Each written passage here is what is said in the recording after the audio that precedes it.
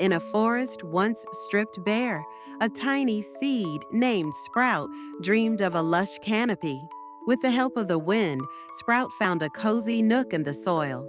Rain showered Sprout with love, and soon a green shoot emerged. Animals returned, bringing seeds and laughter. The forest whispered tales of old, and new trees grew tall. One day, Sprout discovered a hidden grove, untouched by logging. It was a magical place where trees sang and danced.